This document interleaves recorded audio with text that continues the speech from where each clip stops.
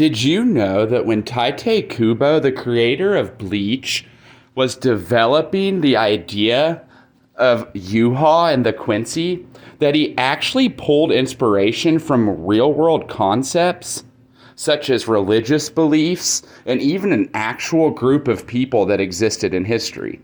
Yhwach, Quincy's, and the sternritter all have strong ties to the Christian canon. And Tite even used designs of actual angels depicted in the Christian Bible. So in this video, we will be taking an in-depth look at exactly what inspired Kubo to create some of the greatest villains ever seen in Bleach. So without further ado, let's get started.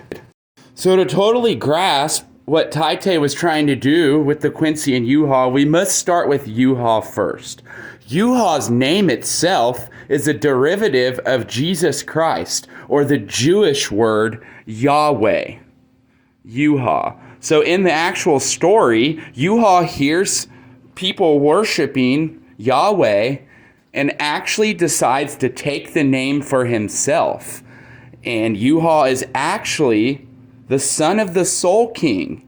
Jesus Christ is the Son of God. The correlations between the two are immense. But Kubo twists what Jesus Christ would be and almost perverts him, and you get Yhwach.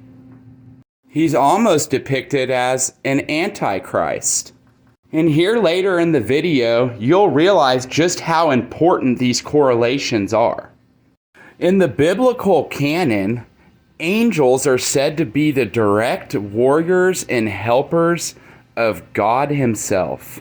So to understand Kubo's inspiration, we must first go over what angels actually are. In the biblical canon, there are actually 9 types of angels. And no, I'm not talking about these guys, something the church made up to say what angels looked like. I'm talking about actual depictions of angels. Kubo heavily draws from 3 specific types: the seraphim, the cherub, and the archangels. All 3 of these angels, biblically speaking, are said to be the angels that are closest to God himself. Specifically, the seraphim being the angels that circle God's throne. Now, as you can tell, these angels aren't probably what you think normal angels to look like. But if we stick to how the Bible actually depicts them, then this is an accurate representation. This adds a whole new gravitas to the conversation Quilge and Ichigo have when Quilge goes, "You think this form is creepy? Of course an evil unbeliever like yourself would find this form creepy." And Ichigo's like, "Yeah, the form's extremely creepy." But that's what angels actually looked like in the Bible.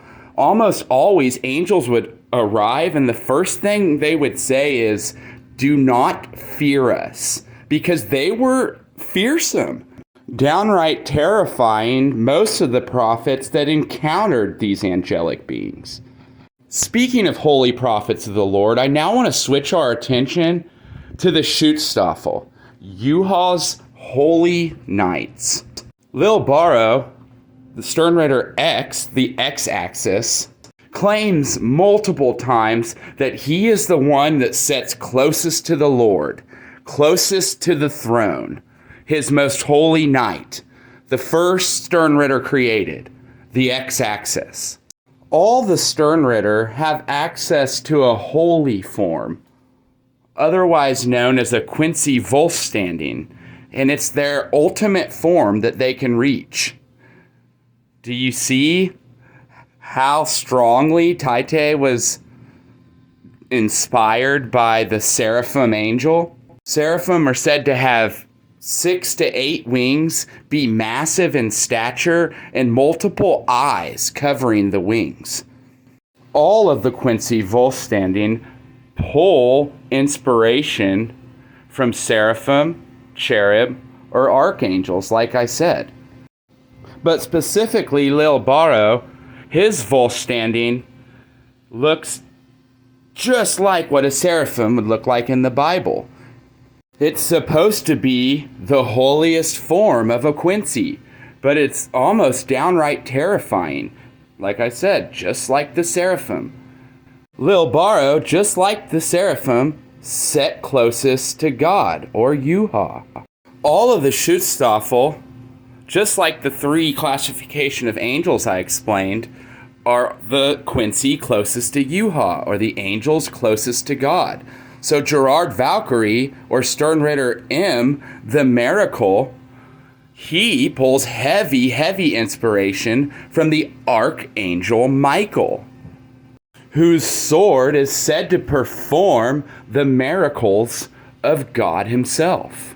Gerard Valkyrie spouts in the entire time he's in the manga about how he is God's holy warrior, how he performs God's miracles, hence his name, the Miracle. Almost all the fan favorite Quincy Volk standing forms are inspired by archangels. Archangels are said to have the head of a man, the body of a man, the feet of a man, massive wings, and are usually using a massive sword or a massive bow and arrow. Every Quincy in Yhwach's army either uses a bow or a sword. In Gerard's Valkyrie's case, his sword can perform miracles. Gerard's also the heart of the Soul King, which that gets into a whole bunch of different eschatological beliefs that we can talk in a different video, but it's just a huge example of how Tite used the Christian canon when developing the Quincy. Now I want to shift our focus to another member of the Schutzstaffel for just a moment, Yhwach Hashwalth.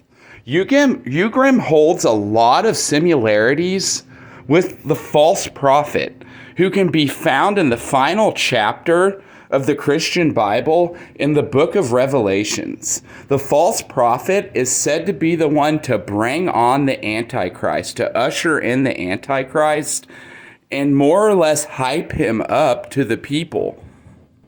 He is the Antichrist's ultimate hype man. Yhwach Hashwalth is Yhwach's second in command, and quite literally the closest to Yhwach, or the closest to God. And just like the false prophet is the Antichrist's ultimate hype man, Hashwalth is Yhwach's ultimate hype man. He's his most loyal holy knight. I'm not going to go too much deeper into this part. This is a whole video for itself, but I just wanted to point it out. Another huge inspiration Tite pulled from Christianity is the cross itself. Every Quincy carries a holy cross. You can see them multiple times in the series, usually worn on the wrist or the neck, but it's a Quincy cross, and it's holy and sacred to them, just like a crucifix is to Catholicism or Christianity. If you see a cross in real life, you equate that to Christianity. When you see a cross in the Bleach universe, you think of Yhwach and the Quincy. This will also be a video in and itself, but Kubo does an amazing job of taking these Christian concepts and using them with the Quincy and making them appear holy.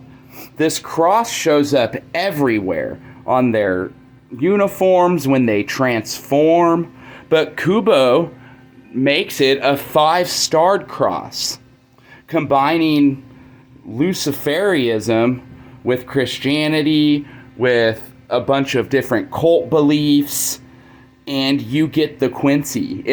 They're some of the greatest characters in fiction. Kubo always depicts the Quincy cross looking almost like an upside-down crucifix. He'll cut the characters off at the perfect moment, making the Quincy cross look upside down.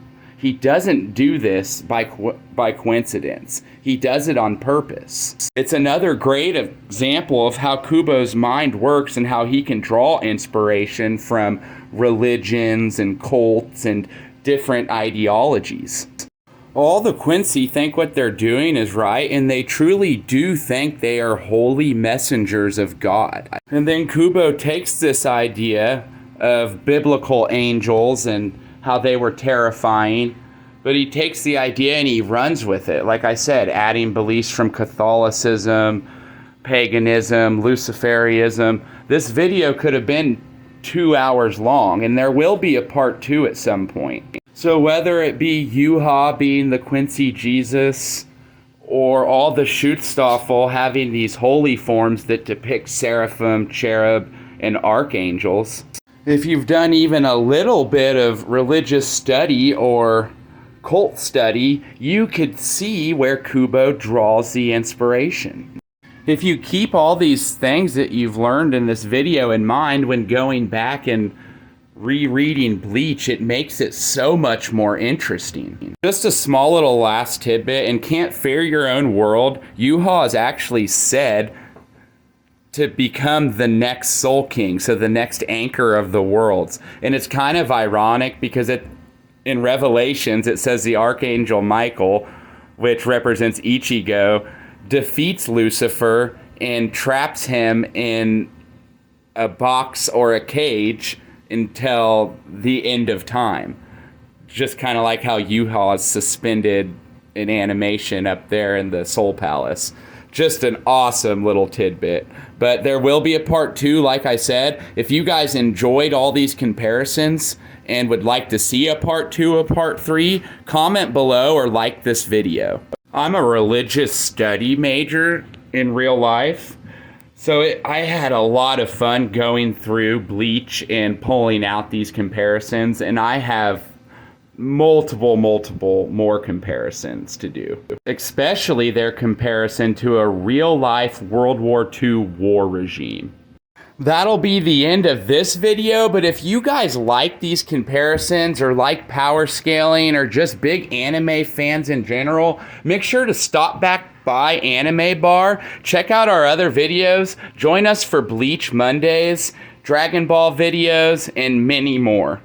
Anime Bar has and always will be a place where you can come and have open discussions about your favorite anime. It's actually encouraged. So until the next one, guys, let's keep the conversation going on in the comments. See you later.